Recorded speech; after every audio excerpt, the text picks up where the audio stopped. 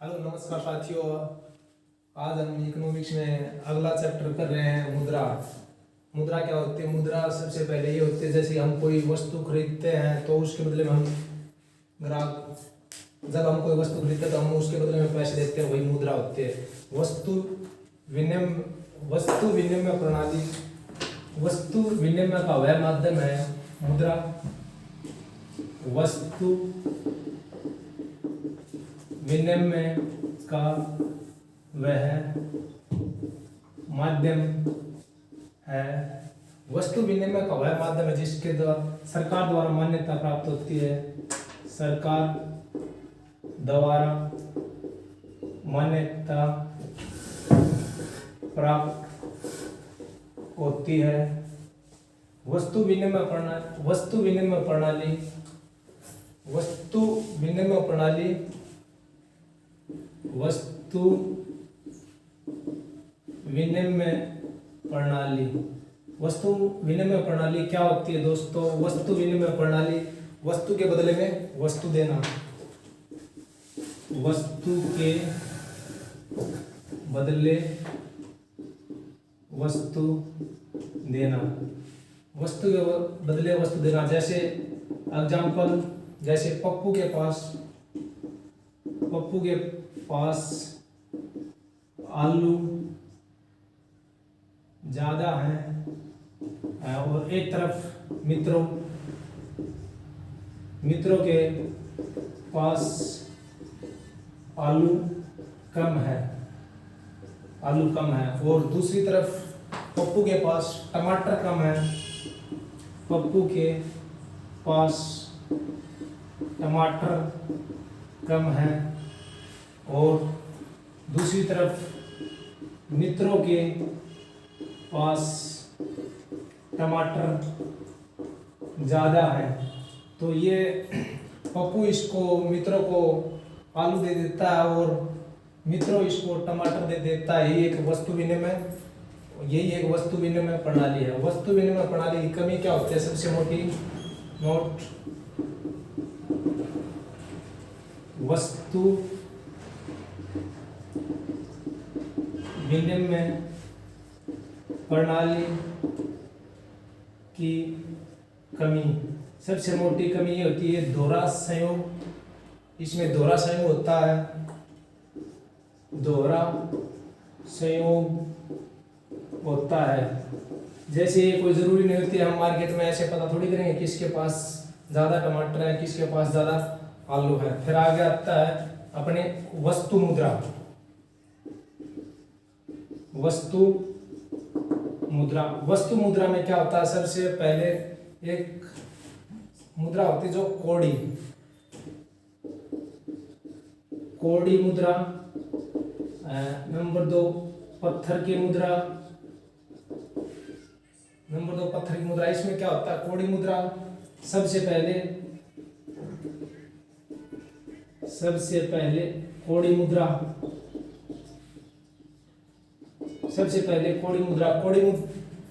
मुद्रा जिस दिन कौड़ी मुद्रा की सबसे कमी एक है, कौड़ी मुद्रा की सबसे कमी है एक। जिस दिन जवार बाटा आएगा, जिस दिन जवार बाटा आएगा उस दिन सभी लोग अमीर हो जाएंगे, और जिस दिन जवार बाटा नहीं आएगा उस दिन सब लोग गरीब हो जाएंगे। ये है वस्तु मुद्रा। वस्तु मुद्रा में कौड़ी मुद्रा की सबसे मोटी कमी है, जो कि जिस दिन जवार बाटा आएगा उस दिन वहाँ के लोग सबसे अधिक अमीर हो जाएंगे, और जवार बाटा नहीं आएगा तो गरीब हो जाएंगे। फिर आगे है इससे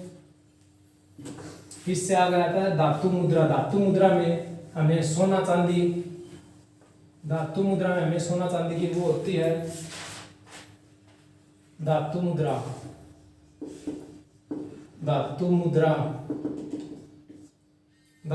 में सोना चांदी के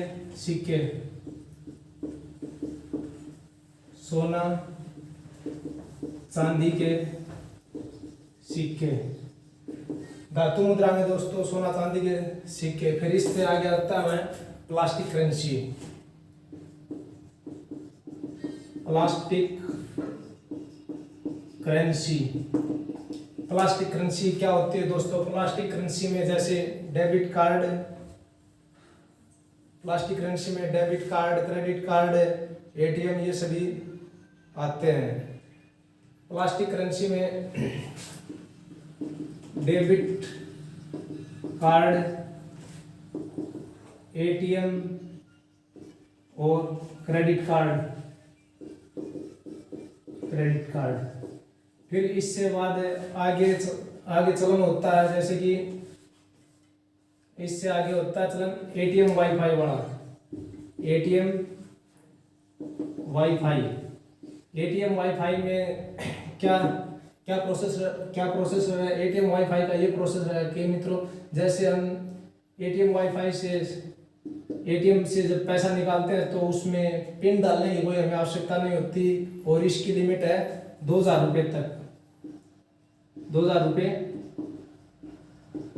निकाल सकते हैं, इसकी लिमिट है 2000 रुपये तक। इसके बाद 2008 ईस्वी में जापान में 2008 में जापान में एक नई करेंसी की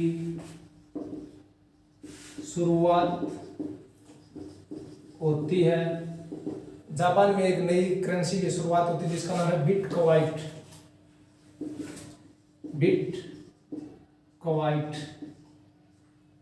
2008 ईस्वी में जापान में एक करेंसी की शुरुआत होती है जिसका नाम है बिटकॉइन, और बिटकॉइन इसकी शुरुआत की थी संतोष नाकोरो ने। बिटकॉइन इसकी शुरुआत की थी संतोष नाकोरो ने। फिर इसके बाद आगे आ जाते हैं मुद्रास्फीति। मुद्रास्फीति में क्या होता है? मुद्रास्फीति में जैसे कि वस्तुओं के मूल्य में वृद्धि हो रही है, वस्तुओं के मूल्य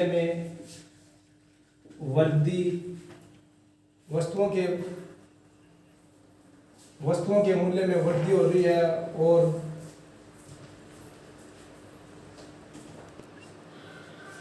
हम मुद्रास्फीति में वस्तुओं के सामान्य मूल्य स्तर में वृद्धि हो जाती है, और सामान्य मूल्य स्तर में वृद्धि हो जाती है, और मुद्रा का मूल्य घट जाता है। मुद्रा का मूल्य घट जाता है। मुद्रास्फीति में क्या होता है? वस्तुओं के सामान्य मूल्य स्तर में तो वृद्धि होती है और मुद्रा का मूल्य घट जाता है। एग्जाम्पल, जैसे पहले थी 20 लीटर पानी की बाल्टी 300 रुपये में, और अब 20 लीटर पानी की बाल्टी मिलती है 350 रुपये में। अब जो मिलती है 350 रुपये में, जब ये 300 और 350 के बीच में 50 रुपये है, ये है हमारा मूल्य स्तर। ये मुद्रा का मूल्य स्तर घट जाता है। मुद्रा का मूल्य स्तर घट जाता है 50 रुपये, और इसको मूल्य स्तर घटने के बाद इसके कुछ उपाय है। उपाय जिंदगी में मुद्रास्फीति के उपाय। मुद्रास्फीति के उपाय जिंदगी में सभी के पास दो रास्ते होते हैं। नंबर 1 सरकार और आरबीआई। इसमें सरकार को वो कर देते हैं टैक्स को बढ़ा देंगे। इसमें सरकार नंबर 1 टैक्स बढ़ा देगी, और इसमें सब्सिडी कम कर देगी, सब्सिडी क्या कर देगी, कम कर देगी। फिर इससे आगे जैसे कि इससे आगे होता है मुद्रास्फीति का सर्कुलर क्या होता है, मुद्रास्फीति का सर्कुलर। सबसे पहले मुद्रास्फीति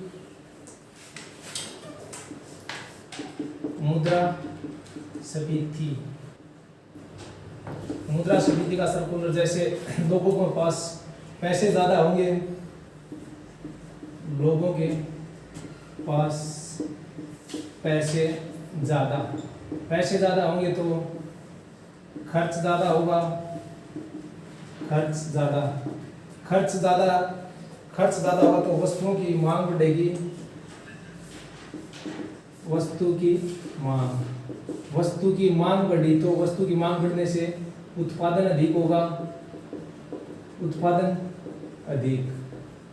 अधिक होगा तो रोजगार अधिक। ये मुद्रास्फीति का वो चक्कर है। जैसे कि सबसे पहले लोगों के पास पैसे ज़्यादा होंगे तो लोग खर्च ज़्यादा करेंगे तो वस्तुओं की मांग बढ़ेगी, वस्तुओं की मांग ज़्यादा होगी मार्केट में तो उत्पादन अधिक होगा तो लोगों को रोजगार अधिक मिलेगा। जब मुद्रास्फीति बढ़ेगी तो रोजगार बढ़ेगा। नोट, मुद्रास्फीति बढ़ेगी तो रोजगार बढ़ेगा।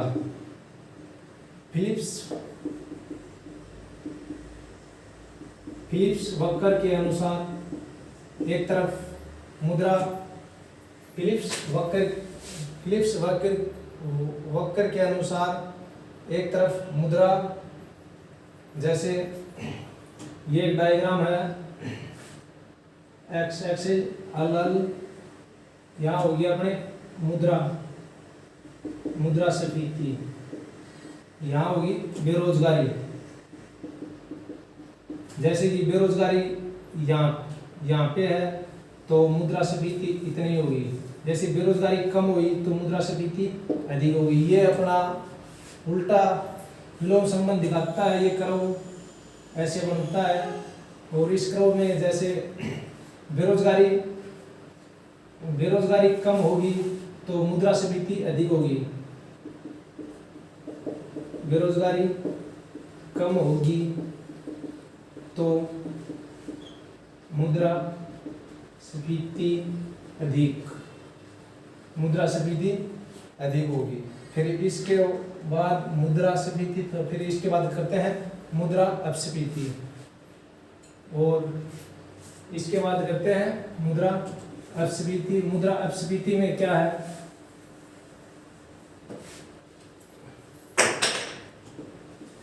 मुद्रा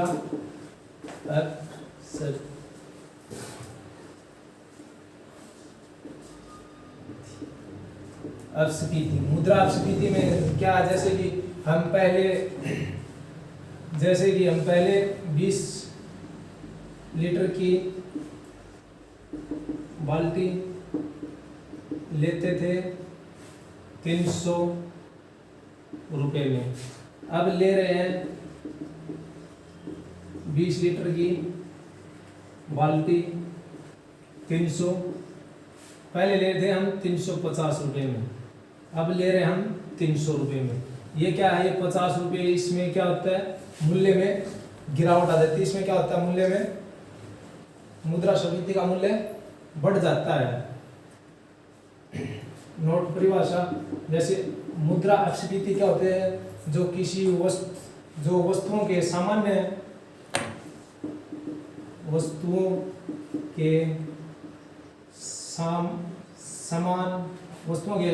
सामान्य मूल्यों में गिरावट आने पर मुद्रास्फीति का मूल्य बढ़ जाता है। मुद्रास्फीति का मूल्य बढ़ जाता है।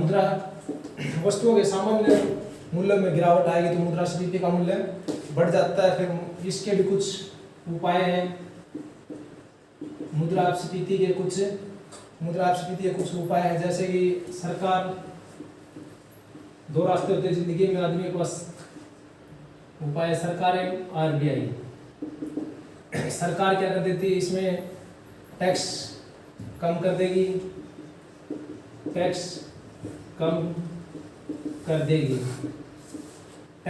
देगी। नंबर 2, सब्सिडी दे देगी, 15 मिनट सब्सिडी दे देगी, जैसे बिजली फ्री, पानी फ्री,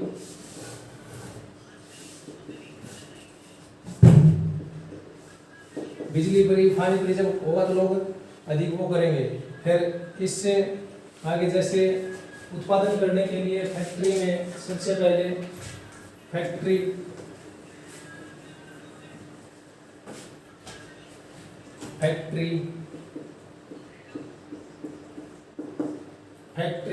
में माल, फैक्ट्री के बाद आता है अपना थोक विक्रेता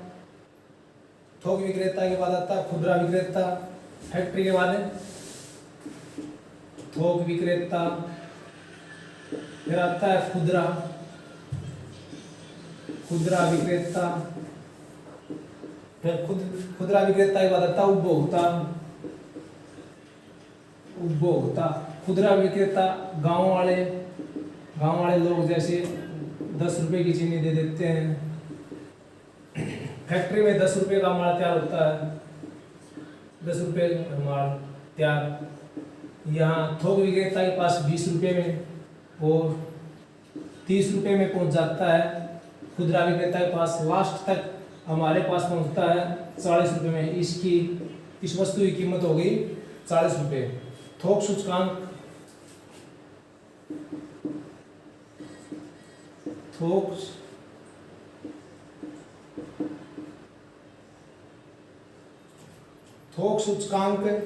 थोक सूचकांक में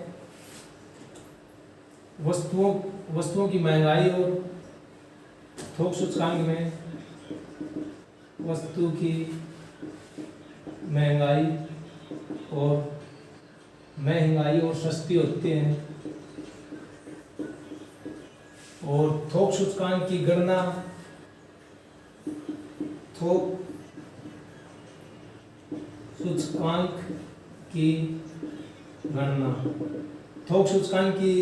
गणना किसने की थी बताया। थोक सूचकांक की गणना आर्थिक सलाहकार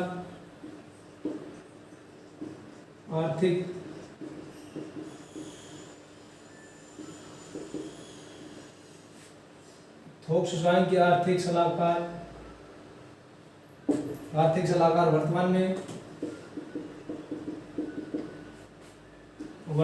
वर्तमान में राजकर्षण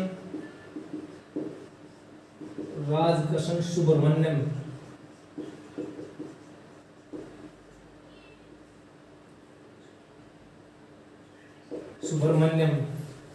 थोक सूचकांक की गणना आर्थिक सलाहकार कौन है? वर्तमान में राजकर्षण सुब्रमण्यम।